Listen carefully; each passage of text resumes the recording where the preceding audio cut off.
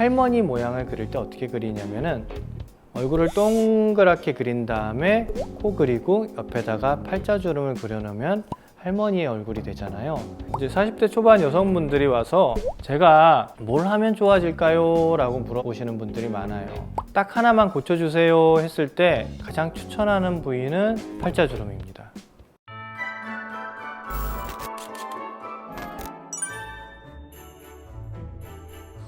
안녕하세요. 올바른 피부생활 피부과 전문의 조재영입니다.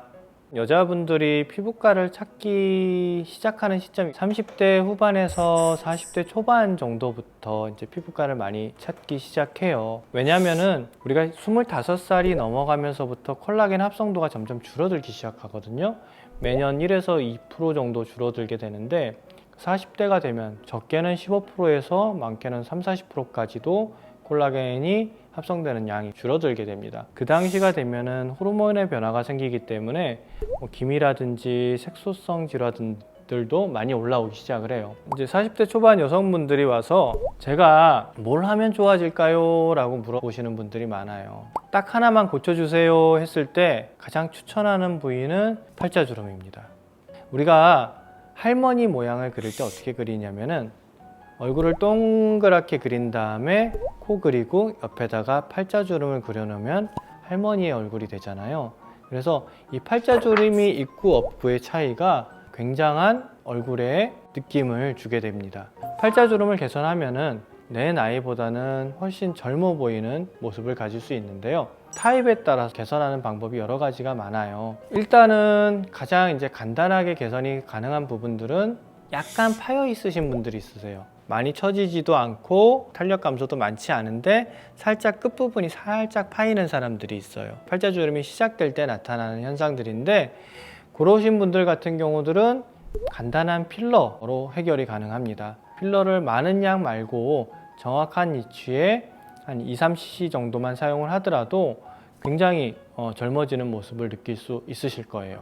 부분적으로 개선할 때는 스컬테라라든지 이런 콜라겐 자극제보다는 일반적인 HA 필러들을 사용을 하시는 게 만족도가 더 높으실 수도 있습니다. 두 번째로는 꺼지는 것뿐만이 아니라 여기에 지방이 축적되시는 분들이 있으세요. 도톰하게 축적이 되면서 요 아래는 이렇게 꺼지시는 분들이 있는데 이분 같은 경우는 이 지방을 놔두고 여기를 채워 넣기만 하면은 전체적으로 불룩한 느낌을 줄 수가 있어요.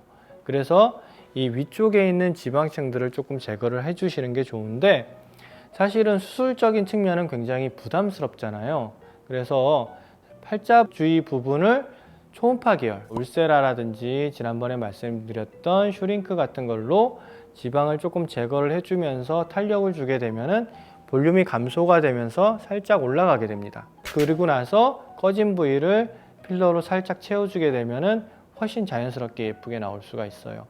도톰하고 꺼지신 분은 이러한 초음파 치료랑 필러를 사용한다라고 생각을 하시면 되고요.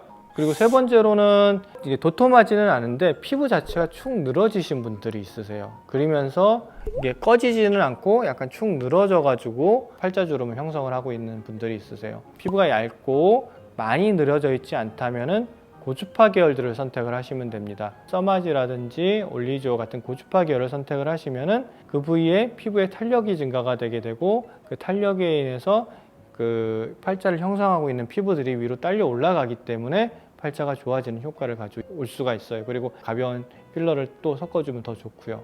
근데 많이 떨어져 있는 사람들이 있죠. 아무래도 좀 시간이 많이 지나서 피부도 얇고 많이 처져 있으신 분들 같은 경우는 고주파 치료로는 조금 모자랄 수가 있기 때문에 녹는 실 같은 것들을 사용을 하게 됩니다. 실로 이 부분에서 이 부분까지 걸어주게 되면은 처져 있는 느낌들이 딸려 올라가고 그 실 주위로 콜라겐을 형성을 하기 때문에 전체적인 탄력도가 올라가게 돼요. 실을 사용한 다음에 역시 꺼져 있는 부위는 필러로 사용하는 거, 이렇게 나눌 수가 있어요. 각각의 팔자주름이 생기는 유형에 따라서 치료하는 방법들이 다르게 되는데요. 무조건 팔자주름이 생겼다라고 해서 필러를 넣는다든지 무조건 당긴다든지 하는 게 아니라 정확하게 내가 팔자주름이 왜 생겼으며 내 피부 타입에는 어떤 치료가 필요한지를 판단한 다음에 그리고 나서 치료를 진행을 하시는 게 중요합니다.